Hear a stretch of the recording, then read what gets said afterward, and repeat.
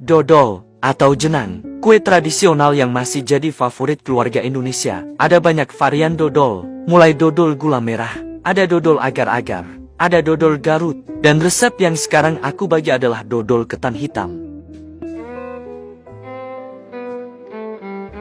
Dan biasanya dodol menjadi hadiah hantaran pernikahan, dan sajian di hari lebaran. Langsung saja kita simak cara membuatnya. Silakan kalian tonton videonya sampai selesai. Selamat mencoba dan semoga berhasil.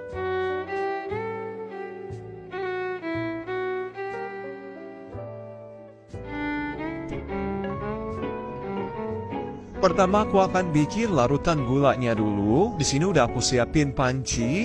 Lalu masukkan 230 gram gula pasir, 230 gram gula aren atau bisa diganti gula merah. Di sini aku punya gula aren bubuk karena jumlahnya kurang, jadi aku campur dengan gula merah. Totalnya 230 gram. Kalau mau pakai full gula aren atau full gula merah juga boleh. Lalu aku tambahin irisan jahe secukupnya aja atau sesuai selera. Bisa diganti dengan daun pandan. Tambahkan setengah sendok teh garam. Lalu tuang 700 ml santan. Ini aku dapat dari setengah buah kelapa, ukuran agak besar ya. Ini aku aduk-aduk dulu. Kalau udah, sekarang akan aku pindahkan di atas api kompor. Nah, ini dimasak menggunakan api sedang sambil terus diaduk-aduk agar tidak pecah santan. Nah, ini larutan gula dan santannya sudah mendidih. Segera matikan api kompor. Nah, ini aku biarkan dulu hingga larutan gula santannya itu minimal hangat. Selanjutnya aku siapkan dulu untuk loyangnya. Di sini aku pakai ukuran 16 x 16 cm, tingginya 7 cm. Lalu aku oles minyak goreng di seluruh bagian. Kita oles merata seperti ini. Lalu lapisi dengan daun pisang. Kalau nggak ada boleh pakai plastik ya.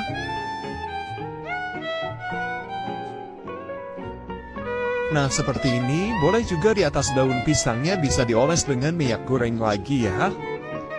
Oke, kalau udah rapi, kita sisihkan dulu.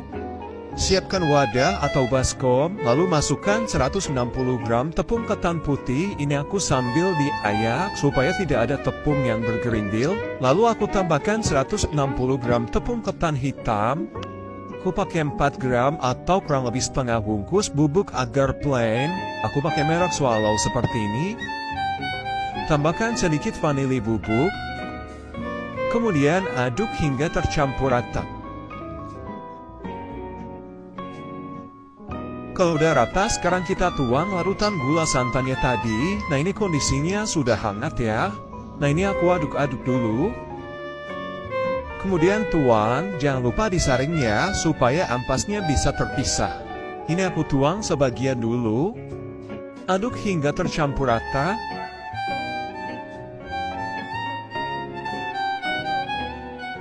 Nah, ini udah tercampur rata, sudah lembut, tidak ada yang bergerindil. Sekarang masukkan sisa larutan santan gulanya. Aduk kembali hingga semuanya tercampur rata.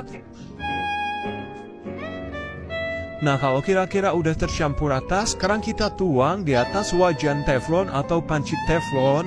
Wajib pakai yang anti lengket ya.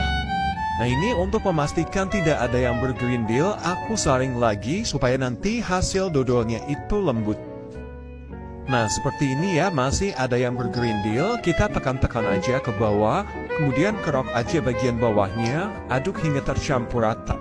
Nah, ini kondisinya belum nyala ya api kompornya, kita aduk dulu hingga semuanya benar-benar tercampur rata. Nah, kalau udah tercampur rata, baru bisa kita nyalakan api kompornya, dimasak menggunakan api sedang, sambil terus diaduk-aduk ya. Nah, ini bagian bawahnya cepat banget bergerindil, jadi wajib terus diaduk-aduk. Nah, kalau udah mulai mengental seperti ini, kecilkan api kompornya menggunakan api kecil, terus diaduk-aduk hingga membentuk dodol. Nah, ini tipsnya ya, agar dodol awet, tahan lama berhari-hari, tidak cepat basi.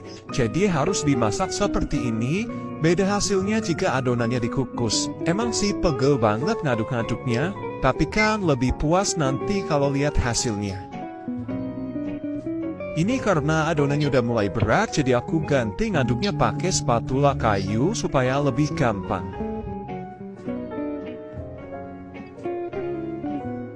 Nah, seperti ini udah mulai jadi, tapi ini sepertinya belum ya. Aku akan pastikan dengan menggunakan spatula plastik seperti ini. Nah, terlihat di video adonannya masih nempel ke spatula, jadi ini belum ya. Lanjut terus diaduk-aduk sampai adonannya itu tidak menempel ke spatula. Nah, sampai seperti ini, adonan dodolnya tidak nempel lagi ke spatula plastik. Bisa teman-teman lihat ya, kalau nggak ada spatula silikon atau plastik, bisa dicek aja menggunakan centong nasi seperti ini. Tuh, pakai centong juga dia udah nggak nempel. Untuk waktu mengaduknya, total dari awal sampai akhir ini, aku membutuhkan waktu 70 menit sampai teksturnya seperti ini. Lumayan lama ya, lumayan pegel juga ini tapi nggak apa-apa karena hasilnya memang benar-benar memuaskan. Oke, langsung aja matikan api kompor dan langsung pindahkan ke dalam cetakan yang sudah disiapkan tadi. Lalu aku ratakan menggunakan centong nasi yang bagian bawahnya halus seperti ini. Nah, kalau udah rapi, diamkan kurang lebih 4 jam atau biarkan semalaman sampai dodolnya ini lebih ngeset. Setelah dibiarkan semalaman, dan ini pagi hari mau aku keluarkan dari loyang, jadi aku bikin itu malam, terus aku biarkan sampai pagi baru dikeluarkan. Batu sisir pinggirannya menggunakan spatula seperti ini. Lalu alasi dengan daun pisang, lalu piring yang besar, kemudian dibalik.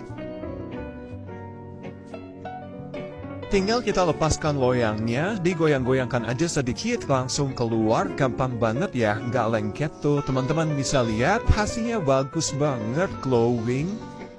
Tinggal kita lepaskan alas daun pisang bagian pinggirannya.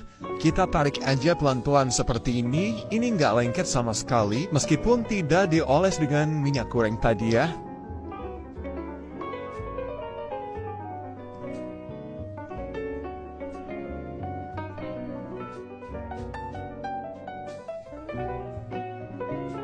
Masya Allah, dodolnya cakep banget, hasilnya sangat memuaskan.